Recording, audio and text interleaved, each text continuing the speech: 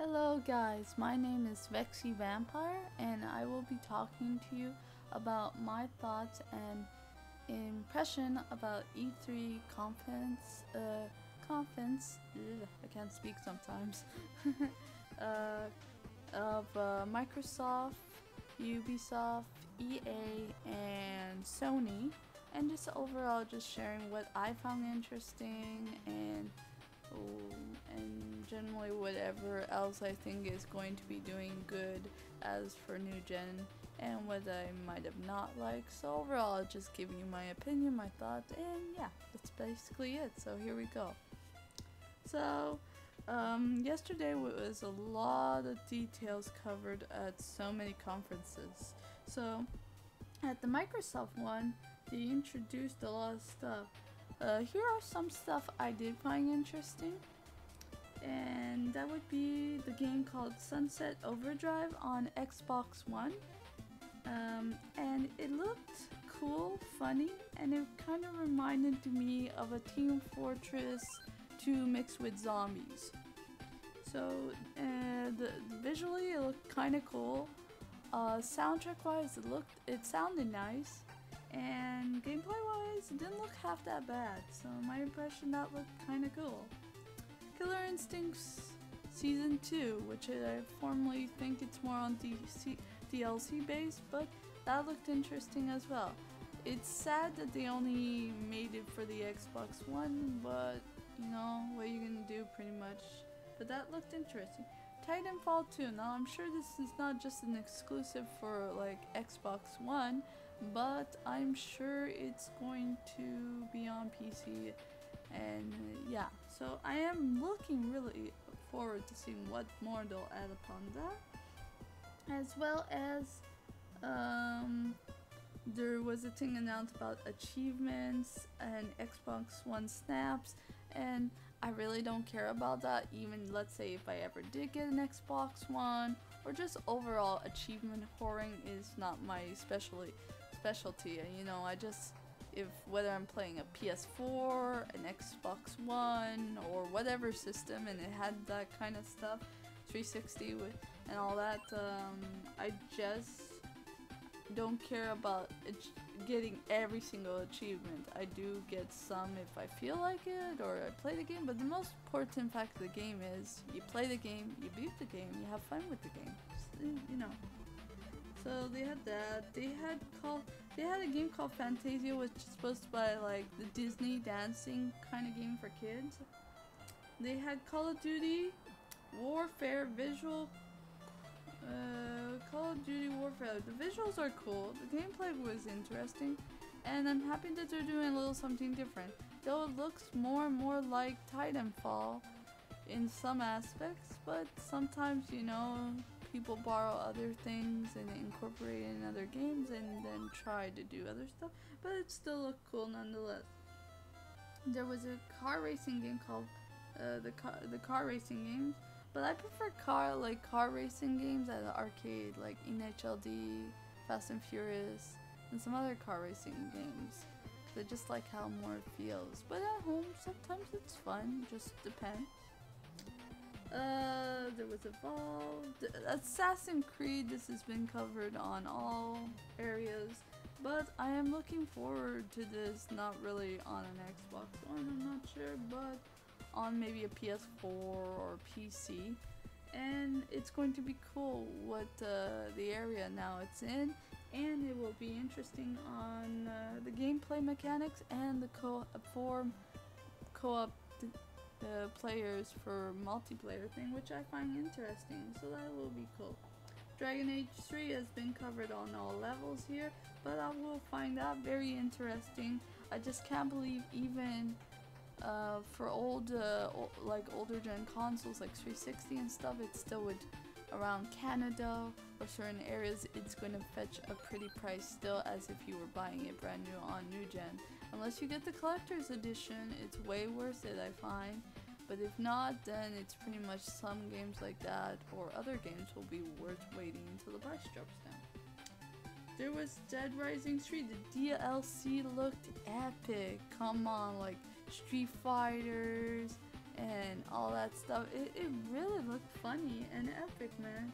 Dance Central, there will be a new game called Dance Central Spotlight, which those are games that are more fun, like if you're like into those kind of stuff like Dance Central, Dance 2015, let's say, DDR in the Groove. And yeah, those are the kind of games that are more fun to play like that if you're into dancing, or just if you just want to dance for fun, like, you know.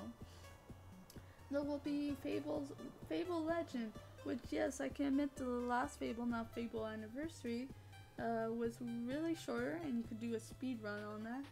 But if the game's like really short, let's say, and it's $60, whatever, how much, and I would advise to buy it right away. But if down the line, what I'll do is I'll just wait and see what happens, and maybe I might rent the system to play it, because I wouldn't buy an Xbox One just to play one game. Is that I would probably most definitely see how it is, and if I really like it, I'll just rent the system and play it, and that's pretty much it, because it really actually looked decent, cool. I like the characters, and I'm really into the sorcery chick because she's cool, and I like those ice powers. So it looks fairly interesting in my opinion.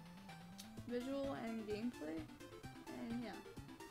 Project Spark looked not bad. It kind of cool, but it was like, wow, conquer bad for a day. All of a sudden, it's like, what? He's in there?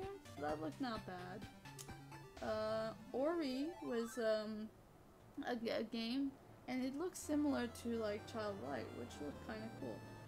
Halo 4 and 5, yes, it's big hype. Halo 4 and 5, I find would be interesting is just to play multiplayer with friends.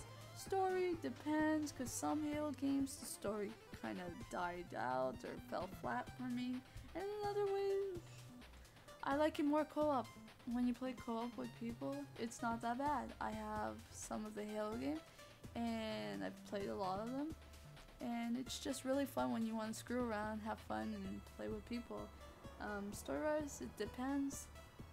As I was a little tired of hearing how constantly they have to repeat Master Chief, Master Chief, Master Chief so many times, can make a drinking game out of that almost.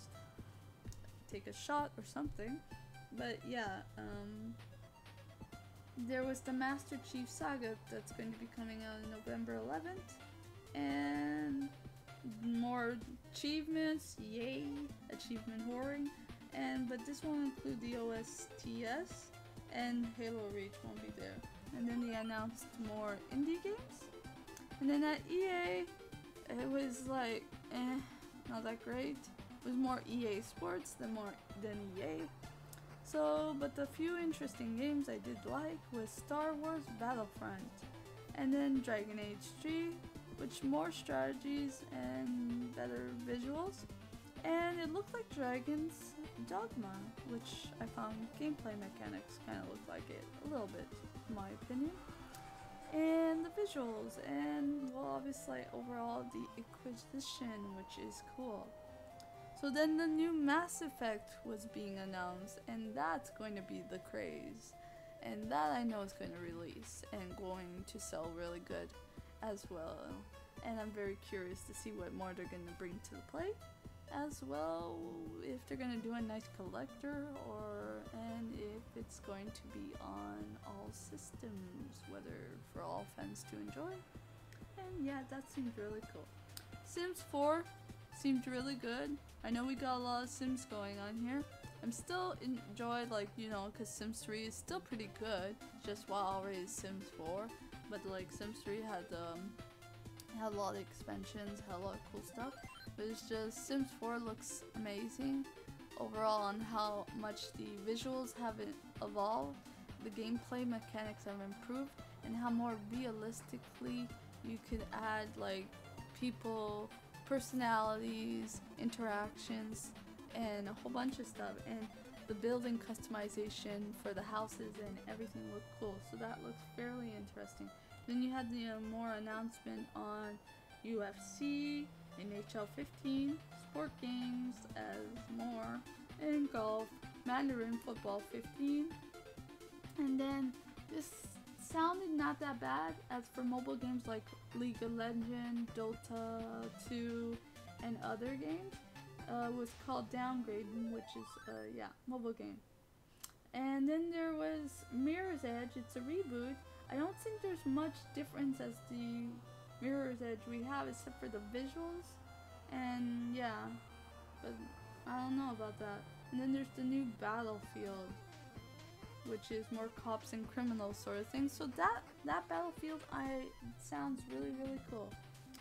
As for Ubisoft, they announced more like Far Cry 4, Dance 2015, Crew, the Tom Clancy Division game, Assassin's Creed, Shape Up, Visual Hearts, and Rainbow Six.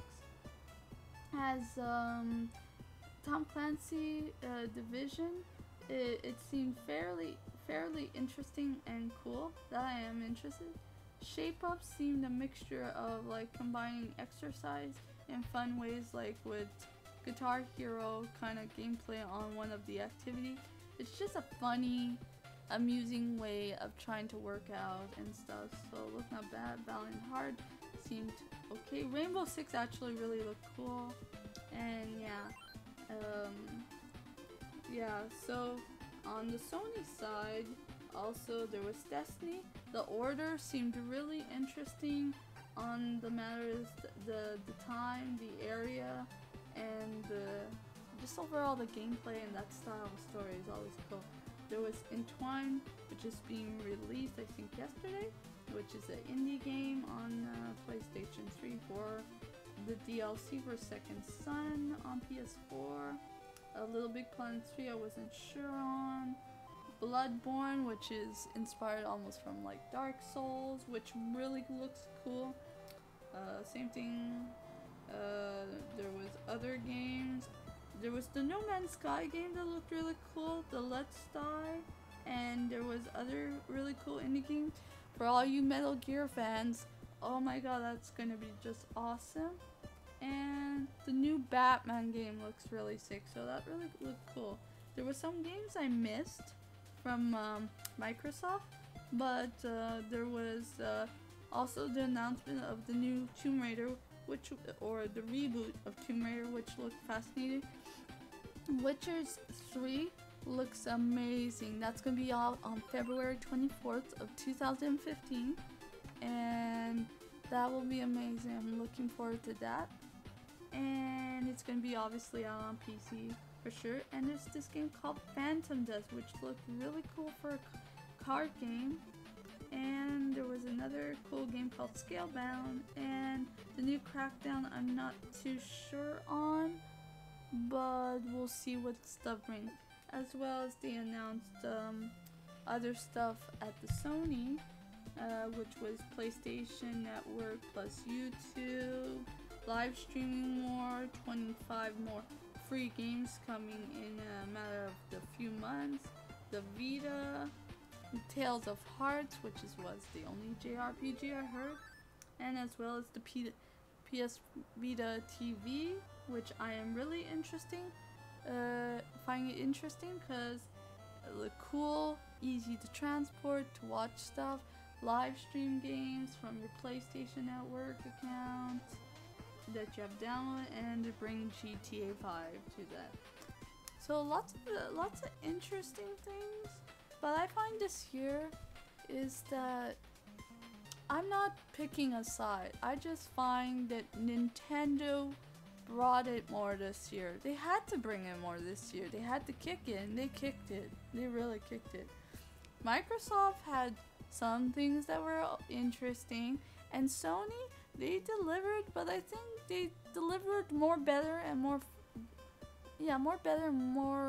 stuff last year than this year. This year they delivered quite a bit on certain things, and other things so-so, but they made it drag too long, or it was just not enough added, and they dragged a lot of things, and yeah, it just didn't feel as hype or as happy or exciting as last year. And when I was watching the Nintendo, oh my god, it just felt like, wow, this, and it was just so interesting. So I'm pretty happy with what Nintendo's gonna bring to the plate finally. So we're going to get the new Smash Bros. As we already knew about, which will be on the 3DS on October 3rd and Wii U on the holidays. And you're gonna have these, you're gonna be able to use your Miis and Amiibos, which will be figurines of like Nintendo characters for the Smash, which will be more, I think, Wii U related. Also, you will have the Yoshi game, which implicates like yarn style, like how Kirby was. And that looked fairly interesting and fun. And it looked visually pretty, gameplay fun, and just looked like a nice game to play. And Captain Toad Treasure Tracker looked amazing. That really looked nice to play. As for the new Zelda game, oh my god. I was always wondering when they were gonna do open world, and right now I am looking forward to seeing that and playing that because it looks truly astonishing, and I'm going to be happy to find out more on the gameplay mechanics in sometime near in the future. And the Pokemon Ruby and Sapphire, we had it coming, but it's just, I hope they're not going to do that with all the Pokemon games, because it's just, it gets tedious. It looks fun in some ways. I've played the older games, but at one point it gets tedious, and yeah, I don't know if I would buy the games right away or I would just wait until the price drops down.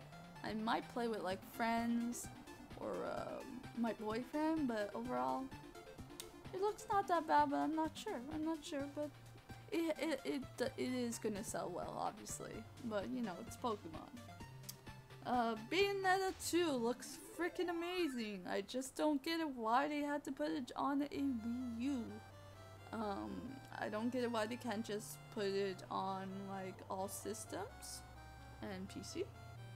And I just think it would be better for everyone, because not everyone's gonna want to go get a Wii U just to play Bayonetta 2 unless they just rent the system and hey, I want to play that and then play it. But yeah, but it looks amazing. The first game is cool, and the animation movie about it is cool. The new Zelda game, which is Dynasty Warrior, like with the Hero Warrior thing, is kind of interesting. It's going to be tedious, obviously, but I would see that more as a game that would be fun to play with friends like that. I don't know if it would be like a full price game worth getting, unless there's something amazing, truly amazing about it, but for like $20, $30, maybe not that bad. Kirby looked not bad, but the new Xenoblades, because it's the only one I'm missing, really looked like a full open world MMO. Graphics amazing, visuals, which is obviously graphics, gameplay, and stuff. I've been seeing tons of stuff about that since last year, and I'm just truly can't wait for that. There was Splattertoons, seems more of a kiddish game or casual game, and there's Mario Maker, which reminded me of Mario Paint. And then there'll be tons of more 3DS games and Nintendo games to come. So a lot of fairly interesting stuff, and then some stuff on the downside, good and bad.